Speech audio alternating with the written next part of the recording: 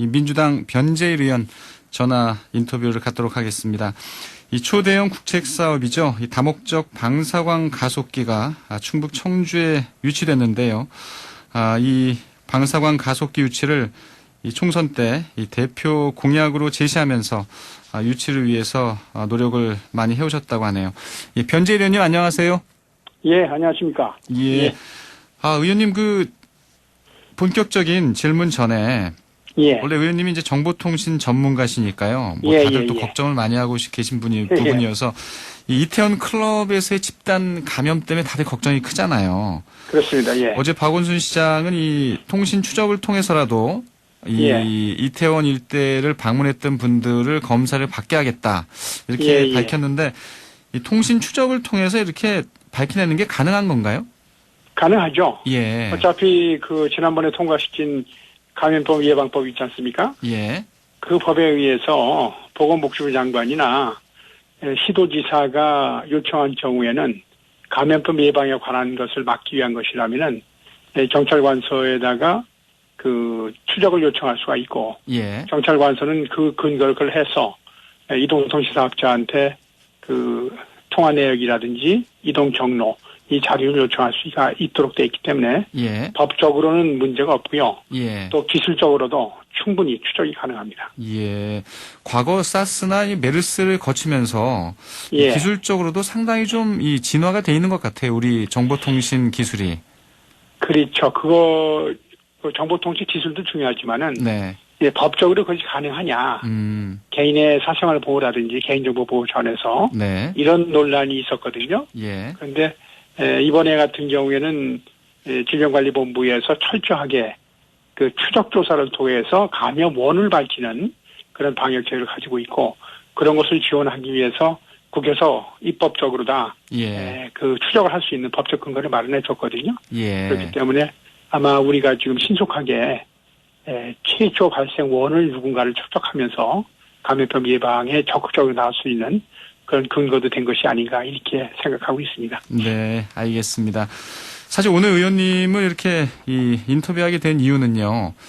이 충북 청주가 이 방사광 가속기를 이제 유치한 거잖아요. 그렇습니다. 예. 이 부분이 또 의원님께서 총선 때도 이 대표적인 공약으로 제시를 하셨고 노력을 하셨는데 참 감회가 남다르실 것 같습니다. 그럼요. 저는 이번 방사광 가속기 문제가 정부에서 방사광 가속기를 추가로 건설하겠다.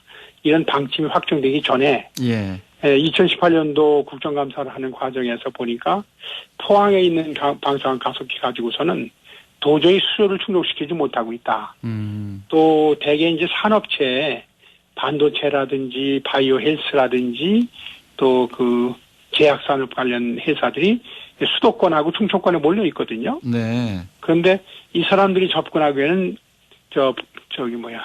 포항이 너무 원적지다. 너무 멀다는 얘기죠. 그렇죠. 그렇기 때문에 산업체가 밀집된 지역에서 산업체가 쓸 수 있는 산업 지원용 방사광 가속기가 지금 우리나라 산업 구조상 절실하게 필요한 것이 아니냐. 이런 판단을 했고, 그래서 2019년도 1월부터 정부 측에다가 제가 건의하기 시작한 겁니다. 방사광 가속기 추가 건설하자.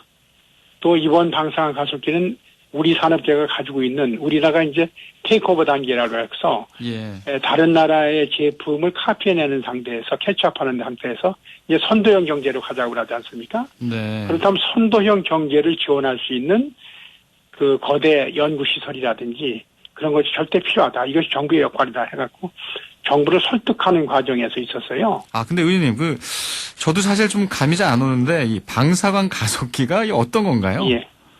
방사광 가속기는 간단히 얘기하면 전자를 고속유로 회전시킵니다. 고속유로 회전시키면 이게 빛의 속도까지 회전시키거든요. 그럼 빛의 속도까지 회전시키면 소위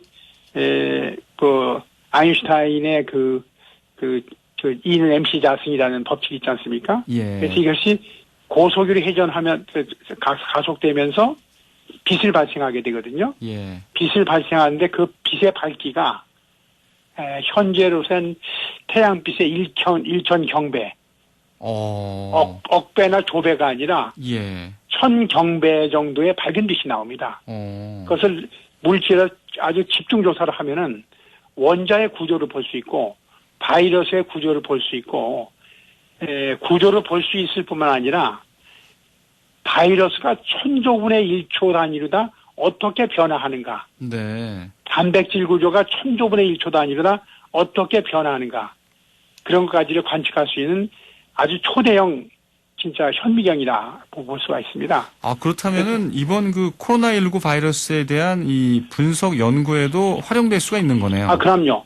지난번에 그 타미플루라는 거 약이 개발돼서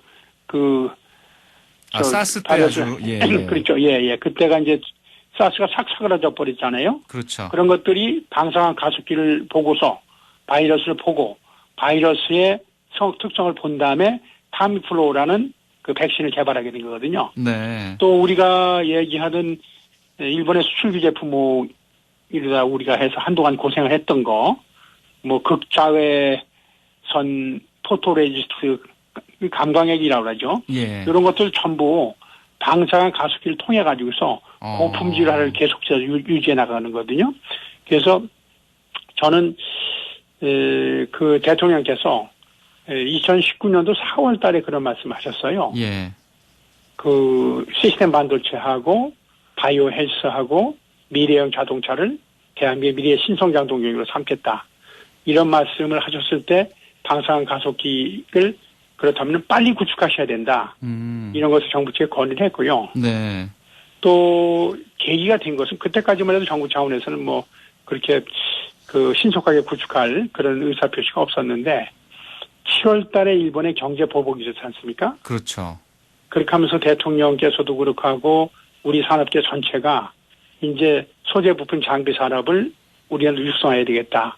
외국에서 소재 부품 장비를 들여다가 완성품을 만들어서 수출하는 것이 우리 산업 구조의 특징 아니겠습니까? 네. 반도체도 그런 형태거든요. 반도체도 소재 부품 장비를 외국에 수입하고 반도체를 설계해서 제조해서 수출하는 형태로 되어 있고 자동차도 그렇고 조선도 그렇고 거의 그런 형태로 되어 있기 때문에 이게 이제 국제 서프라이 체인이라든지 밸류 체인이 급속하게 변화하기 시작하니까 우리도 소재 부품 장비 산업에 대한 국제 경쟁을 가져야 되겠다. 야, 이런 것들이 예. 지난번 일본의 경제 보복을 계기로 된 거 아닙니까? 예. 그러다 보니까 저는 그 당시에 이건 시급성을 다시 한번 강조드렸고 그때서 정부가 이제 그럼 빨리 구축해보자. 이런 방침을 결정한 거죠. 의원님의 역할이 상당히 컸다 이런 생각이 드는데 이 방사광 가속기의 경제적 파급 효과는 어느 정도나 보세요? 지금 그건 현재로서 속단할 수 없지만은 네. 그 추진하는 과정에서 기초과학지원연구원이라고 있습니다.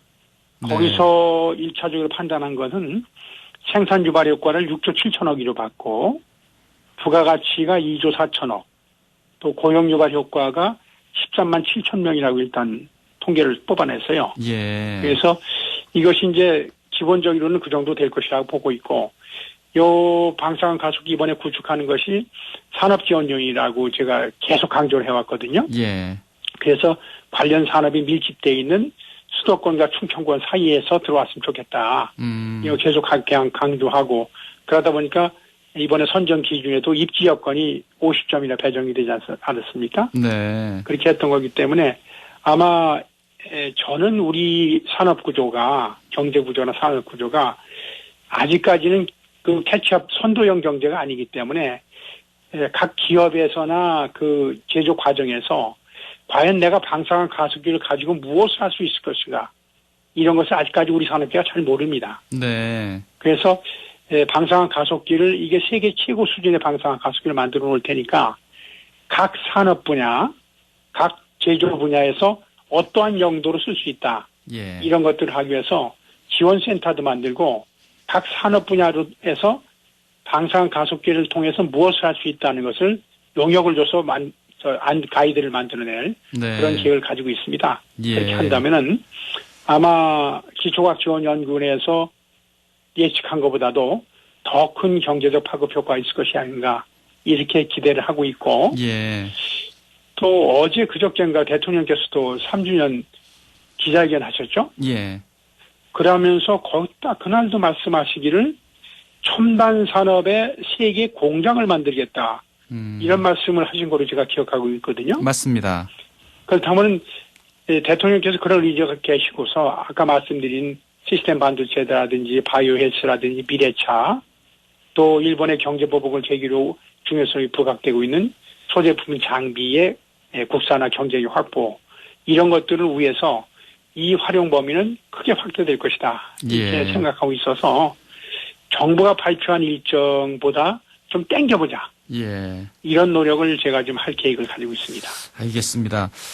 청취자 문자 하나 소개해드리면요. 7206님, 하루빨리 이 방사선 가속기를 설치해야겠네요.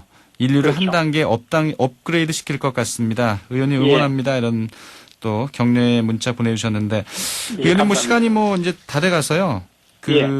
이제 5선 고지에 오르셨잖아요. 예, 예. 어떻게 이제 중진이신데 이 예. 국회의장단 구성에도 좀 관심을 가지실 것 같습니다. 그렇죠. 아무래도 이제, 육선 의원이 한 분 계시고, 예. 또 5선 의원 중에서는 제가 또 이제, 국회는 선수하고 연령이라고 하지 않습니까? 그렇죠. 그래서 다선이면서도 연대가 좀 높은 편에 속하기 때문에 예. 하여튼 의장단에 도전해서 예. 제가 21대 국회는 20대 국회처럼 국민을 실망시키지 않는 국회가 돼야 되겠다. 예. 또 지금 제가 말씀드린 것처럼 대한민국 나라가 진짜 혁신을 통해서 4차 산업혁명 시대에 앞서가는 나라를 만들어야 되는 것이 아니냐.